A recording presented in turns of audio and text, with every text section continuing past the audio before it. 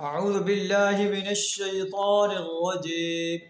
बिस्मिल्लाहिर रहमानिर रहीम। अल्लाहु यबसुतुर रिज़्क़ लिमन यशाअु व यक़दिर व फ़रिहू बिल हयातिद दुन्या व मल हयातुद दुन्या फ़िल आख़िरति इल्ला क़लील। सदक़ल्लाहुल अज़ीम। सूरह अर्राद आयत नंबर 26 आपके सामने तिलावत की, जिसका तर्जुमा कुछ इस तरह है। अल्लाहु यबसुतुर रिज़्क़ लिमन यशाअु व यक़दिर। अल्लाह जिसके लिए चाहता है उसके रिज़्क़ को फराख कर देता है और जिसके लिए चाहता है उसको नपा तुला रिज़्क़ देता है।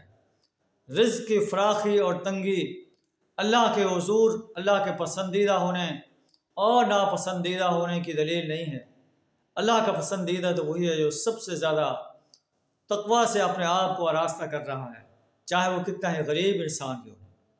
और अगर दौलतमंद इंसान अपने आप को तक़वा से आरास्ता नहीं करता, बदकार इंसान है, अल्लाह का बागी है, अल्लाह के साथ औरों को शरीक करता है, अल्लाह की हकमियत को चैलेंज करता है, बातिल निज़ामों का अलंबरदार है, चाहे वो कितना ही अमीर क्यों ना हो, वो जहन्नम की आग का ईंधन बनेगा।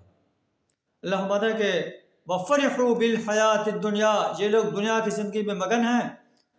वमल हयातुद दुनिया फ़िल आख़िरति इल्ला क़लील, हालांकि दुनिया की ज़िंदगी आखिरत के मुकाबले में एक बताए कलील के सिवा कुछ नहीं है। आखिरत की ज़िंदगी अबदुल आबाद की ज़िंदगी होगी। जो लोग दुनिया की ज़िंदगी में ऐश और आराम चाहते हैं और अल्लाह के बागी बनकर रहना चाहते हैं, उन्हें याद रखना चाहिए कि दुनिया की ज़िंदगी आखिरत के मुकाबले में मताए कलील के सिवा कुछ नहीं है। अल्लाह हमें अपनी आखिरत को संवारने की तौफ़ीक़ अता फरमाए। व आखिरु दावाना अनिल हम्दुलिल्लाहि रब्बिल आलमीन।